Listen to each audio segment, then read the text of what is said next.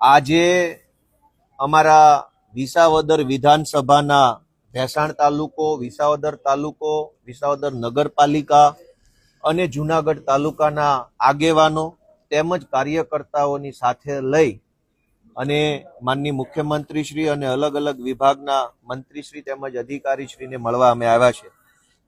ફેબ્રુઆરી મહિનામાં ગુજરાતની સરકારનું બજેટ આવવાનું છે અને આ બજેટની અંદર અમારા વિસાવદર વિધાનસભા વિસ્તારના કેટલાક મહત્વના પ્રશ્નોનો સમાવેશ થાય એવી રજૂઆત અને વિનંતી કરવા માટે આજે આવ્યા હતા. આજે અમે કુલ 5 મુદ્દાઓ ઉપર રજૂઆત કરી છે અને મને આશા છે કે સરકાર આ 5 મુદ્દા અથવા 5 પૈકી જેટલા યોગ્ય લાગે એટલા મુદ્દા પર સારું કામ કરશે. અમારો ભેસાણ તાલુકો છે એ ઔદ્યોગિક રીતે ખૂબ ધીમે ધીમે આગળ વધી રહ્યો છે. અમારા ભેસાણના વેપારીઓ, મહેનતુ, ઉદ્યોગ સાહસિકો ધીમે ધીમે ભેસાણને ઉદ્યોગની દિશામાં આગળ લઈ જઈ રહ્યા છે. ખેત ઓજારો બનાવવા, ઓઇલ મિલો, ચપ્પલ બનાવવાના કારખાના, સ્ટીલ મેન્યુફેક્ચરિંગ, ફૂડ પ્રોસેસિંગ, કાજુ પ્રોસેસિંગ યુનિટ, અમારા ભેસાણમાં ખૂબ એવા બધા કારખાનાઓ આવ્યા છે, પરંતુ એક જીઆઈડીસી નથી. આજે મેં માનનીય મુખ્યમંત્રીશ્રી, માનનીય ઉદ્યોગ મંત્રીશ્રી અને માનનીય નાણામંત્રીશ્રી ત્રણેયને રજૂઆત કરી છે કે અમારા ભેસાણમાં એક જીઆઈડીસીની જો સ્થાપના કરવામાં આવે તો વેપારીઓને ઇન્ફ્રાસ્ટ્રક્ચર, સરકારની સબસિડી, લોન, બીજી ત્રીજી પરમિશનોની બાબતમાં ખૂબ ફાયદો થાય તેમ છે. આ સિવાય અમારો વિસાવદર તાલુકો ખૂબ મોટો છે. ભેસાણની જીઆઈડીસી બાદ વિસાવદર તાલુકો અને વિસાવદર નગરપાલિકાના કુલ મળીને વર્ષે 4 થી 5 હજાર વિદ્યાર્થીઓ કોલેજ અથવા હાયર સેકન્ડરીમાં ભણે છે, પણ અમારા વિદ્યાર્થીઓ માટે લાઇબ્રેરીની કોઈ સુવિધા આખા વિસાવદર તાલુકામાં નથી. એટલે આજે મેં સરકારને વિનંતી કરી છે કે જે બજેટ આવે છે એમાં અમારા વિસાવદર માટે એક સારી આલિશાન લાઇબ્રેરીની જો મંજૂરી આપવામાં આવે તો અમારા વિસાવદરના વિદ્યાર્થીઓને આગળ વધવામાં ખૂબ મદદરૂપ બની શકે તેમ છે. અમારો જુનાગઢ જિલ્લો ખેતી અને પશુપાલન આધારિત જિલ્લો છે, કેમ કે મોટાભાગનો વિસ્તાર જંગલ સાથે સંકળાયેલો હોવાથી અમારે ત્યાં ઉદ્યોગો ઓછા છે અથવા મર્યાદિત છે. અમારે ત્યાં મગફળીનું ખૂબ મોટા પાયે વાવેતર થાય છે, ડુંગળીનું વાવેતર થાય છે, રાવણા બને છે, ત્યાં રાવણા પાકે છે, સોયાબીન, તુવેર, અડદ, જામફળ, સીતાફળ, તુવેર, આ બધા જ પાકોનું ખૂબ વિશાળ પ્રમાણમાં ઉત્પાદન અમારા જુનાગઢ જિલ્લા આખાના ખેડૂતો કરે છે, પરંતુ મૂલ્યવર્ધન કરી શકે, વેલ્યુ એડિશન કરી શકે એવી કોઈ વ્યવસ્થા અમારા જિલ્લામાં નથી. એટલે ખેડૂતોએ પકવેલા પાકનો પૂરો ભાવ મળતો નથી, પરિણામે ખેડૂતોને ખેતી પોસાતી નથી. અમારે ત્યાં કેરી પણ થાય છે, ડુંગળી થાય છે, સોયાબીન, મગફળી બધું જ થાય.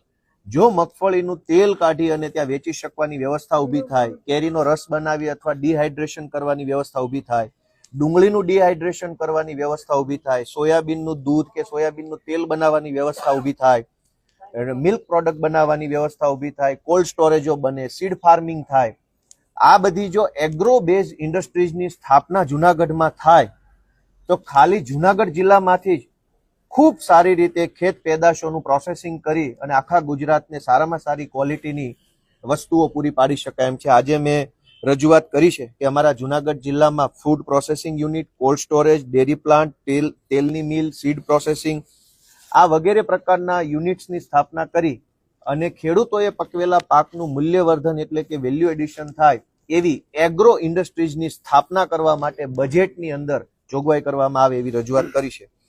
અમારા જુનાગઢ જિલ્લામાં અને ગીર સોમનાથ જિલ્લામાં અને અમરેલીમાં કેરીનો પાક ખૂબ વિશાળ પ્રમાણમાં થાય છે, પણ આ કેરીના પાકની પાક નુકસાનીમાં સમાવેશ નથી થતો.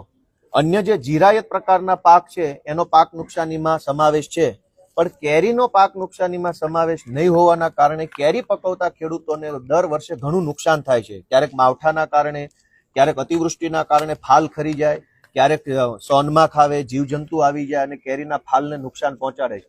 આજે મેં રજૂઆત કરી છે કે કેરીના પાકનું પણ પાક નુકસાનીની અંદર સમાવેશ કરી અને જ્યારે જ્યારે કેરીમાં નુકસાની આવે ત્યારે ખેડૂતોને વળતર ચૂકવવાની વ્યવસ્થા થવી જોઈએ.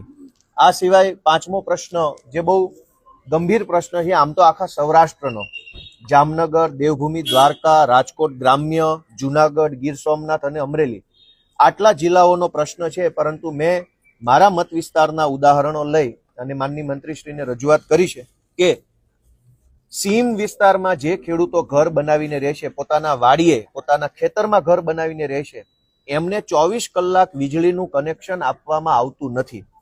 અનેક ગામડાઓ એવા છે કે જેમાં ગામની બહાર ખેતરોની અંદર મકાન બનાવી 10-10, 20-20, 30-30, 40-40 પરિવારો રહેશે, પરંતુ તે લોકો સીમ વિસ્તારમાં રહે છે એટલે એમને 24 કલાક વીજળીનું કનેક્શન આપવામાં આવતું નથી. એવું કહેવામાં આવે છે કે તમે ગામમાં રહેતા નથી, સીમમાં રહ્યો છો. એટલે ત્યાં ખેતીનું મીટર હોય છે, ખેતીના મીટરમાં 8 કલાક લાઇટ આવે છે અને બાકીના 12 કલાક લાઇટ આવતી નથી.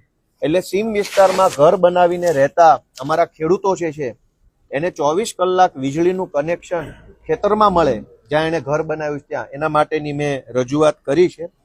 કુલ આજે 5 મુદ્દાઓની રજૂઆત મેં કરી છે. મારી એવી લાગણી છે કે આ વિસાવદર વિધાનસભાના અતિ મહત્વના 5 પ્રશ્નો બાબતે સરકાર ધ્યાન લઈ આવનારા બજેટમાં અમારા વિસ્તારના ખેડૂતો, ખેતી મજૂરી કરતા લોકો, વેપારીઓ અને વિદ્યાર્થી યુવાનોનું હિત ધ્યાનમાં રાખી બજેટમાં સારી જોગવાઈ કરે એવી આશા વ્યક્ત કરી છે.